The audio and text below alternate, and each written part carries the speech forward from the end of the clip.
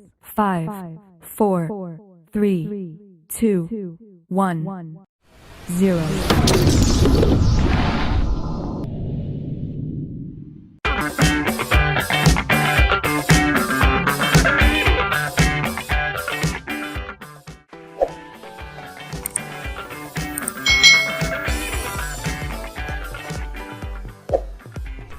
Hai hai hai, selamat datang di channel YouTube Kak Citra. Apa kabar adik-adik semuanya? Kak Citra berharap kalian dalam kondisi yang baik dan sehat untuk kalian belajar hari ini. Nah, hari ini kita masih akan belajar bersama-sama di tema 6 menuju masyarakat sejahtera, subtema 2 membangun masyarakat sejahtera, pembelajaran yang ke-6. Mari adik-adik kita belajar dengan penuh semangat ya.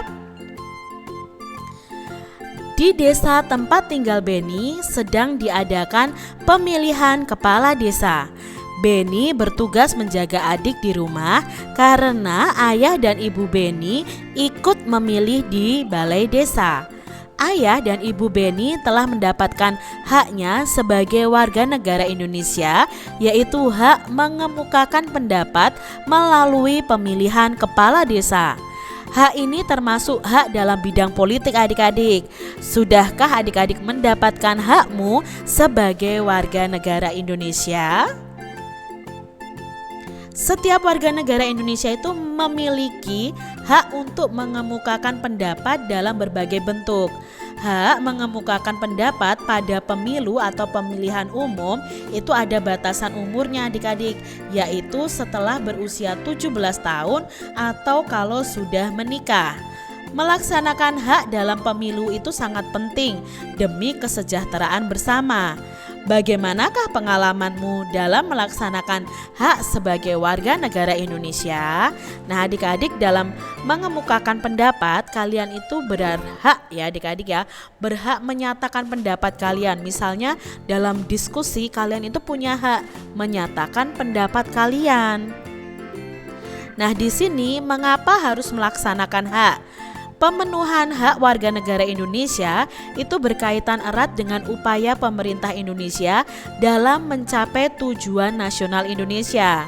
Kamu tentu sudah memahami tujuan nasional Indonesia sebagaimana tercantum dalam pembukaan Undang-Undang Dasar Negara Republik Indonesia tahun 1945 alinea yang keempat. Untuk mencapai tujuan nasional, ditetapkan hak-hak dan kewajiban warga negara Indonesia dalam pasal Undang-Undang Dasar Negara Republik Indonesia. Hak dan kewajiban warga negara Indonesia hendaknya dilakukan secara seimbang adik-adik. Tidak boleh hanya melaksanakan kewajiban atau haknya saja, tidak boleh adik-adik. Biasakan mendahulukan kewajiban daripada menuntut haknya. Dengan demikian akan tercapai kesejahteraan dan keharmonisan hidup berbangsa dan bernegara. Pelaksanaan hak warga negara Indonesia merupakan hal yang penting. Misalnya pelaksanaan hak dalam pemilu. Pemilu merupakan kegiatan yang memilih orang untuk mengisi jabatan politik tertentu. Keikutsertaan warga negara dalam pemilu ini sangat penting untuk menentukan kebijakan dan dalam kehidupan berbangsa dan bernegara. Dengan pemilihan secara langsung oleh rakyat, diharapkan pejabat politik yang terpilih itu bisa melaksanakan amanah rakyat dengan menjalankan pemerintahan berdasar atas kedaulatan rakyat. Jadi kesejahteraan rakyat akan lebih diperhatikan. Nah, dalam bacaan tadi adik-adik, apa pentingnya melaksanakan hak kita? Nah, berdasarkan bacaan di atas, pentingnya melaksanakan hak adalah untuk mewujudkan pemerintahan yang demokratis, mempercepat pembangunan nasional, dan bisa mendukung tercapainya tujuan nasional. Apa pentingnya melaksanakan hakmu untuk dirimu? Nah, kalau untuk diri kita sendiri, kita bisa mengharumkan nama daerah kita, nama bangsa kita di kancah nasional karena mendapatkan hak kita, mendapatkan pendidikan ya. Itu termasuk pelaksanaan hak kita. Misalnya kita itu berhak mendapatkan pendidikan untuk bisa ikut dalam olimpiade sains, bisa ikut siswa berprestasi dan atlet renang misalnya seperti itu. Nah, adik-adik, melaksanakan hak sebagai warga negara itu sangat penting karena dengan melaksanakan salah satu hak kita, yaitu hak turut serta dalam pemerintahan melalui pemilu, maka kita turut menentukan arah kebijakan yang akan diambil oleh pemerintah melalui wakil-wakil rakyat yang duduk di lembaga pemerintahan, sehingga pemerintahan nanti itu menjadi pemerintahan yang demokratis dan punya legitimasi atau pengesahan hukum yang kuat, sehingga bisa membantu mempercepat pembangunan nasional dalam rangka tercapainya tujuan nasional. Tapi untuk saat ini mungkin umur adik-adik belum bisa untuk mengikuti pemilu ya. Dengan melaksanakan hak kita, yaitu memperoleh pendidikan, hak kelangsungan hidup, maka kita dapat belajar dengan baik yang pada akhirnya akan membuat kita mendapat pengetahuan dan keterampilan. Dengan mempunyai pengetahuan dan keterampilan yang lebih, dapat kita gunakan untuk berprestasi dalam bidang pendidikan atau bidang-bidang lainnya. Adik-adik, apakah informasi penting yang terdapat pada teks non-fiksi tadi? Nah, informasi pentingnya itu biasanya terdapat pada kalimat utama adik-adik.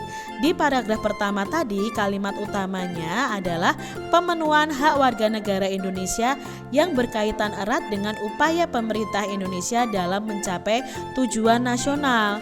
Lalu gagasan utamanya apa? Oh, gagasan utamanya tentang pemenuhan hak warga negara Indonesia. Lalu di paragraf yang kedua, kalimat utamanya itu hak dan kewajiban warga negara Indonesia hendaknya dilakukan secara seimbang. Nah, gagasannya apa? Oh, tentang pelaksanaan hak dan kewajiban. Lalu di paragraf ketiga, kalimat utamanya adalah contoh pentingnya pelaksanaan hak warga negara Indonesia. Nah, gagasan utamanya itu tentang pelaksanaan hak warga negara Indonesia harus seimbang agar tercapai kesejahteraan dan keharmonisan hidup berbangsa dan bernegara. Nah, gagasan utama dari teks non-fiksi itu adalah tentang pelaksanaan hak untuk mewujudkan kesejahteraan rakyat. Sebagai warga negara Indonesia yang baik, tentu adik-adik sudah pernah melaksanakan hak kalian ya. Coba kalian tuliskan pengalaman kalian melaksanakan hak sebagai warga negara. Tuliskan hak dan ketentuan hukum yang menjamin hak tersebut. Kemudian kalian bisa menceritakan bentuk pelaksanaan dan manfaat yang kamu peroleh dengan terlaksananya hakmu sebagai warga negara.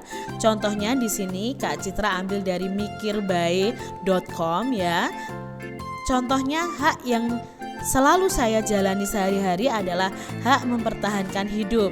Hak mempertahankan hidup ini saya peroleh setiap hari berkat perlindungan hak yang terdapat pada Undang-Undang Dasar 1945 Pasal 28A yang berbunyi setiap orang berhak untuk hidup serta berhak mempertahankan hidup dan kehidupannya.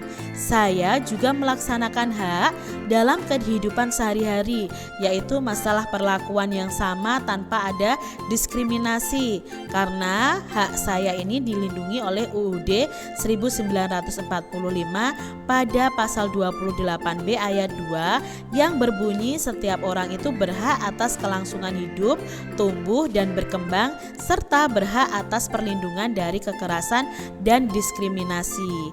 Saya juga mendapatkan hak saya dalam pendidikan, yaitu dapat bersekolah dengan baik. Hak ini dilindungi UUD 1945 dalam pasal 28C ayat 1 yang berbunyi setiap orang berhak mengembangkan diri melalui pemenuhan kebutuhan dasarnya, berhak mendapatkan pendidikan dan memperoleh manfaat dari ilmu pengetahuan dan teknologi, seni dan budaya demi meningkatkan kualitas hidupnya dan demi kesejahteraan umat manusia. Banyak hak-hak saya lain yang telah saya lakukan dalam kehidupan sehari-hari. Nah, sebagai warga negara yang baik, aku melaksanakan tanggung jawabku dengan belajar tekun. Itu tadi ya contohnya, adik-adik kalian bisa ceritakan hak-hak apa yang kalian dapatkan. Nah, masih berkaitan dengan pelaksanaan hak, kamu juga mempunyai hak kebebasan memelihara dan mengembangkan nilai-nilai budaya bangsa demi kemajuan kebudayaan nasional. Nah, hak ini bisa kamu lakukan dengan cara mempelajari sebuah tarian daerah. Tarian daerah merupakan akar kebudayaan nasional yang penting untuk dipelihara dan dikembangkan. Nah, amatilah gerak-gerak bentuk tari tunggal berikut.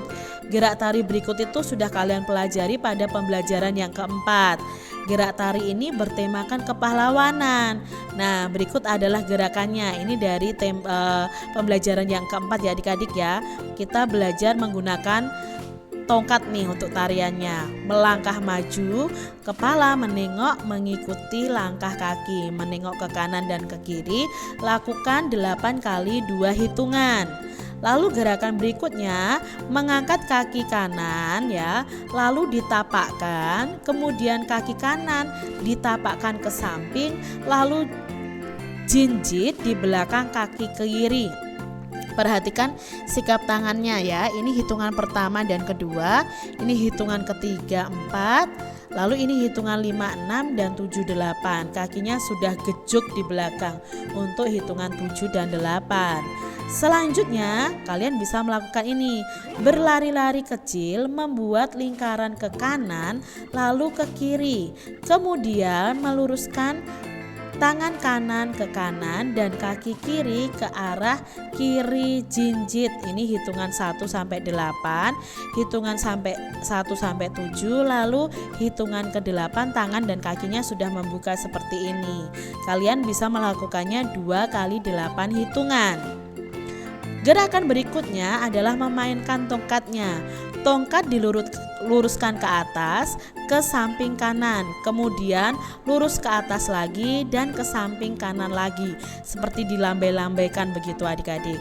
Perhatikan arah pandangan kepala sesuai gambar. Jadi ketika lurus itu kepala kita menengok ya, menengok ke samping. Lalu ketika kita miringkan ya tongkatnya, kepala kita menengok ke depan. Itu adik-adik. Ini gerakan berikutnya ya. Gerakan ini bisa dilakukan 4 kali 4 hitungan. Demikian tadi adik-adik pembahasan kita di tema 6 subtema 2 pembelajaran yang ke-6. Semoga video pembelajaran ini bermanfaat untuk adik-adik semuanya, dan sampai jumpa lagi di video pembelajaran Kak Citra selanjutnya. Tuhan memberkati. Jangan lupa tekan tombol subscribe, lalu tekan loncengnya, tekan juga tombol like, lalu share ke media sosial kalian. Jangan lupa untuk ikuti media sosial Kak Citra. Terima kasih.